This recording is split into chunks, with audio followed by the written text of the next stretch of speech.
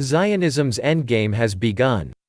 Last week the Guardian paper in London expressed embarrassment over among its worst errors of judgment. In 1917, it supported and assisted in the Balfour Statement, the royal file that awarded Jews the right to make a homeland in Palestine. This counter-declaration was not correct by Israel advocates. And well it should, for it represents another blow to the authenticity of Zionism in the West.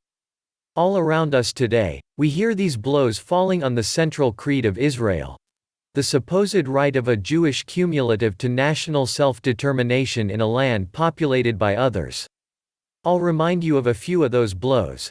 Human Rights Watch has issued a report saying that Israel is guilty of the criminal activity of apartheid and persecution against its Palestinian subjects, and countless Palestinians have the right to go back to the houses from which they were expelled in 1948. The leading human rights group in Israel, B'Tselem, stated that Israel is an apartheid regime of Jewish supremacy from the river to the sea. The Carnegie Endowment has required America to use pressure for equal rights for all in the land, and an author of that report, Zaha Hassan, echoes the apartheid finding. A leading Jewish writer, with AIPAC on his resume, Peter Beinart has thoroughly apostatized in the last year, calling for an end to the two-state model and equal rights for all in between the river and sea, and in today's times, Beinart says that Palestinian refugees should have to return house.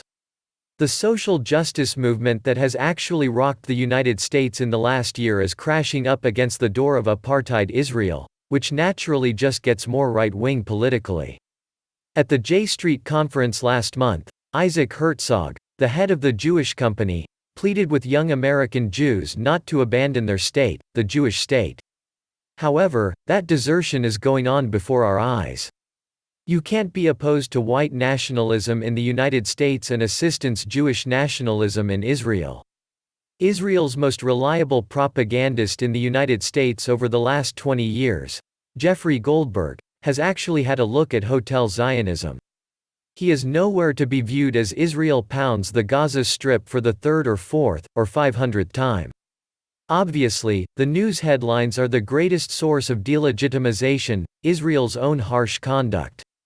The Other Day Benny Gantz, the previous general who previously bragged to battle Gaza back to the Stone Age in a project to be prime minister, threatened to do even worse to Gaza in a video message that blames 2 million people under siege for their own damage. This is it. This is what Israel is. Pridefully threatening, even worse, murder. And after that glibly transferring all responsibility for it to its victims, composes an ally.